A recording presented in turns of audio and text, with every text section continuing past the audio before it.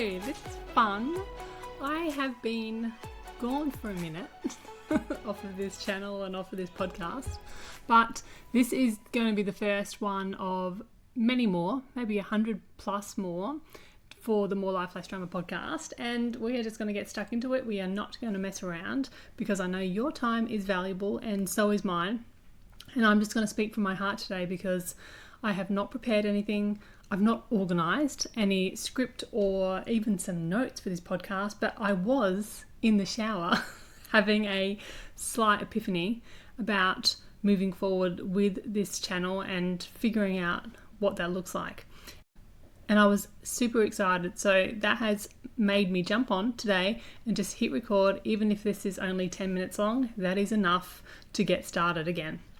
You've heard the whole saying about done is better than perfect. Well, this one will just be done. It's going to be far from perfect. But basically that's the whole premise of this podcast anyway. It's like doing things before you're ready, doing things not to perfection because you'll never do them otherwise. And I'm here to support you through that journey by being a voice in your ear that is like, oh, like it happens to Prue as well, and it happens to everybody that has tried something. And as much as I know how hard it is to put yourself out there and speak from the heart and be your true self, this is why I'm doing this podcast today. I have been super fired up about my life in this last week. And you might think, yeah, but what about the last 10 years, Prue? And the truth of the matter is something has shifted. And even though I won't go into what has shifted today, something has shifted, and I have got to a point in my life where I'm like, this is enough. This is enough. Me not being the person that I truly want to be 100% of the time. There are snippets of me that are the true me out there, but in all honesty, I have been like living this like quadruple life of being the person that, you know, A, B, and C want me to be, then being another person over there that's, you know, D, E, and F, and so on and so forth. So me moving into this stage of my life where it's like, you know what, I'm just going to go after what I want because no one else is going to do it for me. And if I am the one that will inspire you to do the same, great, because I want you to have a great life. And I want you to look back when you're 85 and be like, damn, I did that. Like, it was so exciting and shit, it was hard.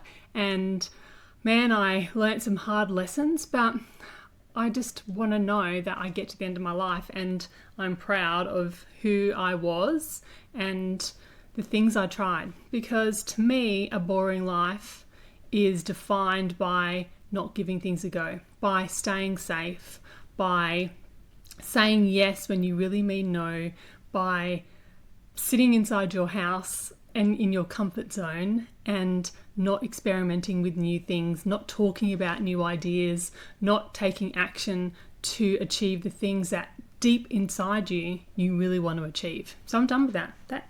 That is done with. Like 2026, the energies, you know, if you're into all that sort of stuff, feel so different. And I am starting to like really believe in this stuff. Like I can feel it in my energetics that a lot of stuff has shed away, the year of the snake, and momentum is gaining, year of the horse, for the version of me that is moving forward. And I say this in the nicest possible way, but fuck the past. Like the past does not define you. And if you are going to spend time focusing on something, focus on your future. Don't focus on the what could have been, how I should have done things differently, I wish, or I, wasted so much time. Fuck all that.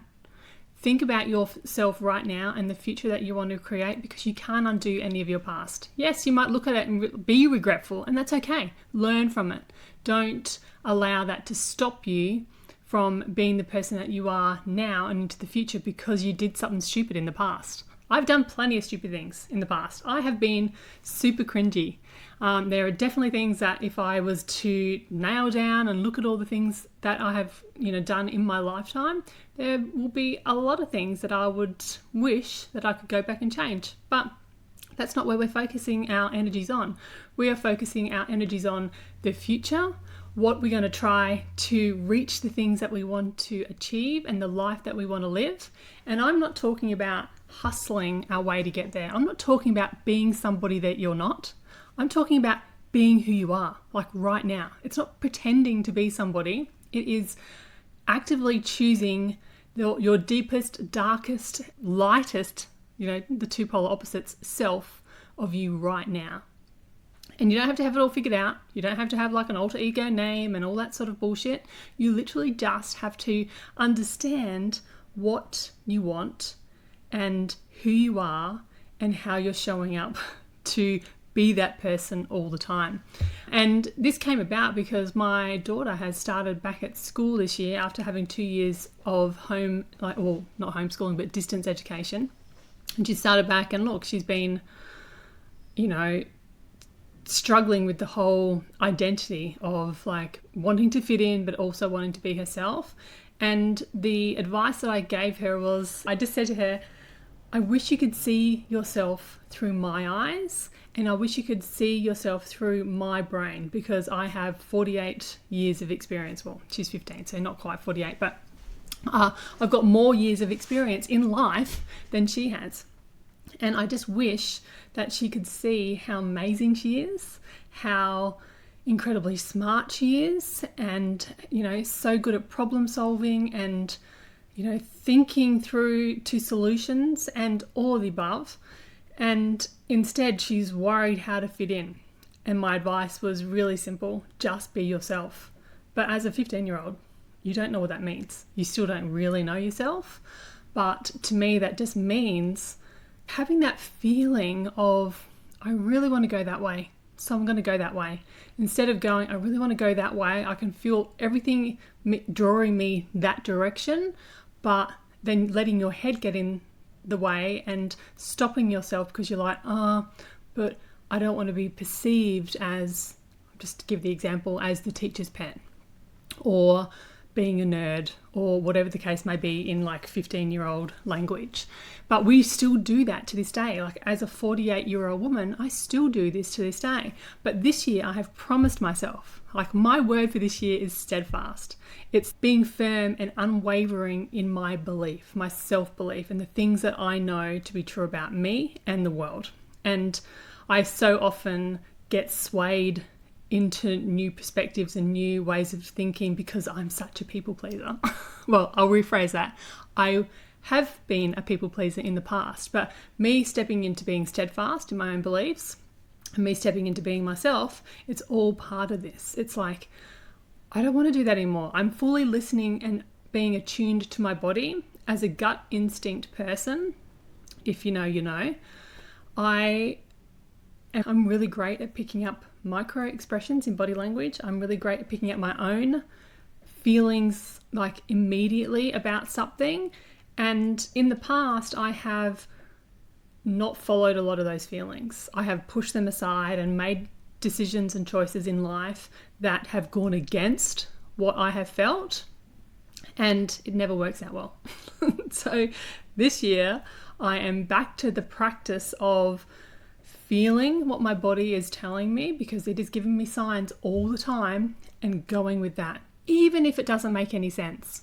I heard on a podcast last year sometime, don't ask me who it was or when it was. I'm pretty sure it was on the We Can Do Hard Things podcast. Glennon and her sister and Abby talking to a guest, and they were talking about making decisions. It's all coming back to me. And this lady was like, you have to understand how you make decisions. And if you're a gut instinct person, sometimes when you make the pros and cons list of making a decision, and there's one pro and there's 50 cons, you can still make the decision to go with it, even though there's only one thing on there that makes any sort of sense why you would, but 50 why you shouldn't, but you still go with it and it works out.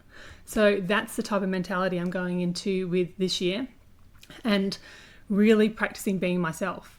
At the end of last year, I went to a retreat with a bunch of amazing and brilliant business women, and we just had 5 days together. And the intention for that retreat for me was to be myself fully. And I found myself by the end of it, I was proud to say that I did show up as myself. I wasn't hyped up because I'm not a really hyped up type of personality, and that's okay. Like owning the things that you are not are also okay. And yes, I did push myself out of my comfort zone playing games and all that sort of stuff, which I don't like, and I don't know if I'll continue doing that in the future. But I did show up as myself, and the way it showed up most was I allowed myself quiet time. I can get into great conversations when I'm inspired and passionate about something, but there's plenty of time that I am totally okay not being involved in a conversation. If I've got nothing good to say, I'm just not going to make shit up to be involved in conversation. So I did that on that trip, but I also spoke up about topics that I would normally keep to myself. An example, without going into too much detail, was someone was doing something for another business and she was troubleshooting something, and I gave my opinion on the troubleshoot, and then we started talking about in the past how I had felt at certain things, and I went down a whole rabbit hole of that, and I was like, that was meant to be really powerful for the person hearing the feedback that I had about it, in my opinion.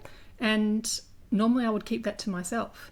But yes, it was hard because it goes against the grain, but also it sticks true to who I am and my own individual thoughts about something.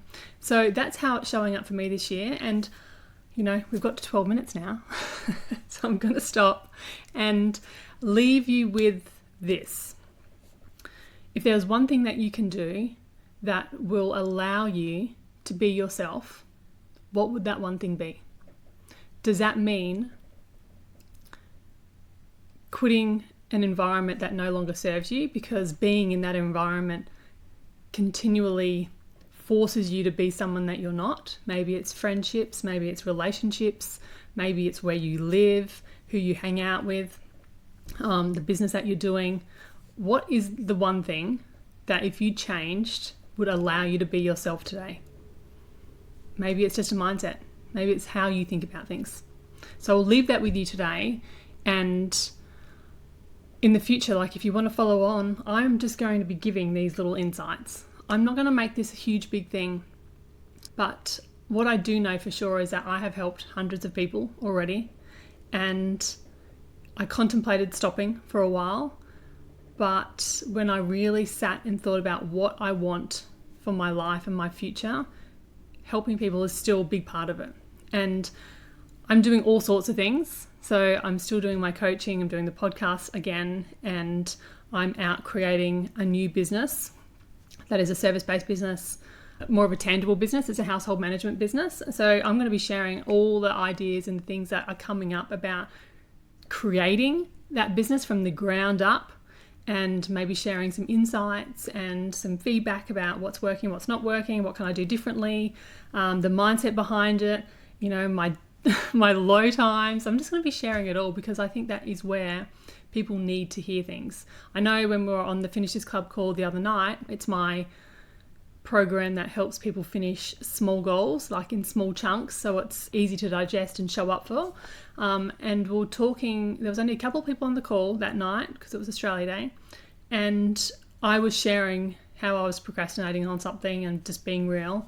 And one of the attendees was like, thank you for sharing that, because it's really great to hear you sharing such things, because you're technically the leader of this group, and knowing that you are just a real person is so beneficial for people. So yes, there's no pretense over here. I'm not doing it all great. I'm not achieving the best outcomes all the time for myself or for others. So keeping it real is going to be a real huge part of this process, because again, that is sticking to who I am right now, who I want to be, and the path forward for this whole life that I'm creating. So welcome to the journey. This is the first part of 2026 that I will keep showing up for. I'm still contemplating how often I'm going to be doing these podcasts, if it's weekly, once a month, not quite sure yet, but follow along and I will keep you updated about when the next one is about to drop or has dropped. and just share the love around, because I think the more people you can have in your corner that think the same way and are supporting the vision of life that you want, the better. Okay, my friends, I will talk to you soon. Bye.